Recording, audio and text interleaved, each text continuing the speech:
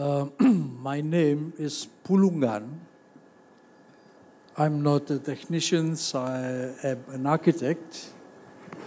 I create many buildings, so I got the information from this conference very much, and I thank for that. I understand it, I agreed, and I will support any movement towards the new paradigm.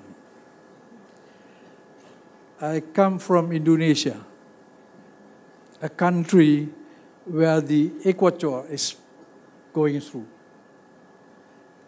One characteristic of such a country, if you at 12 hours at noon stand in the sun, so you don't have any reference for directions. Your shadow is under you. So we need reference, explanation points and whatsoever. So my concern is I need references in terms of opinion, descriptions, interpretations of what civilization is for the whole world. Because if we talk about North America, United States and Europe, it is NATO, no action talk only. Yeah? And I am away from this part. And this wish is also directed to Mr. Bruce Fain. Is he still here? Is Mr. Fine here? Okay, maybe somebody can ask him to come in. Your Honor, Mr. Lyndon LaRouche, two of these persons, I need your descriptions. What civilization is? All right. First of all, thank you very much. We've just been discussing in some of the questions and answers that we raised just now, exactly that question, which takes many disguises. It has different references for different occasions, but it's all the same thing. It's like the earth. You're living on a different part of the earth, but you're still the earth. The same thing. So the problem is now is simply that we have to bring together a system of among nations, a system of a cooperation. Whether they want to be sovereign or not sovereign or separate sovereign, that's not the issue. The question is a community of nations which is going to understand that what we have to defend ourselves against is the fact that about 2 billion years from now, the sun will blow up. So you've got to make travel plans somewhere along the line. But in the meantime, the general thing is we have to defend ourselves in the solar system. That is a real issue. There are things we don't know about it, but the fact is the alarm is there, the reality is there, and the unknowns are terrifying.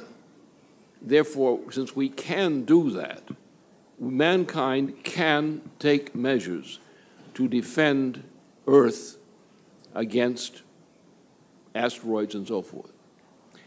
We don't know how long it would take for us to do that. But since we're human, we're going to do it anyway.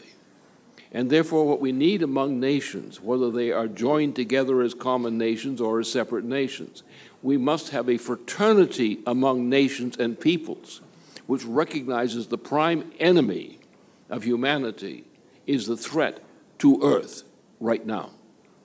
And whatever that means beyond defense of Earth, we'll find out, and we have to be dedicated to that too.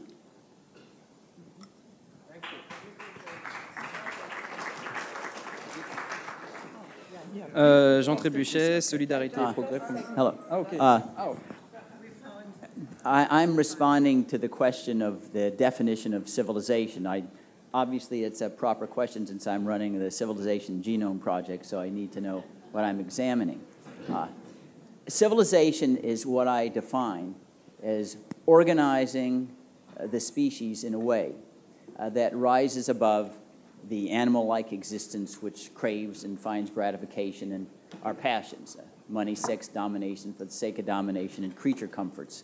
And how we develop that civilization, what its earmarks are through government structures that are calculated to enable you, all men and women, to develop their faculties and freedom and to be morally accountable for their own destinies and trajectories.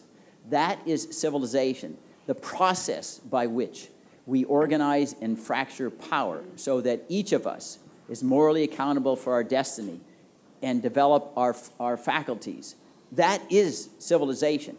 The outcome is up to us, but the process by which we enjoy that freedom, and we have no excuses to blame on other people, we are morally accountable for our end, is the definition of civilization. It is what raises us above what is just an animal-like existence. And I've often defined the distinctive trait of a human from any other creature is the ability to find thrill in the search for truth without ulterior motives.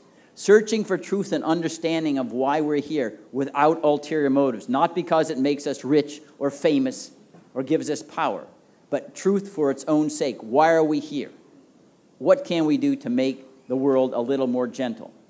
And holding up a moral barometer to ourselves at the end of each day and say, I hope I'm making improvement. Abraham Lincoln once said, a man or a woman who doesn't grow wiser by the day is a fool. And I take that to heart. Each day you should be a little bit wiser. And anyway, that's my definition of civilization. And I'm saying my fear is that it will be crushed in 20 or 30 years unless we change the government and social and political cultural trajectory that now dominates the planet.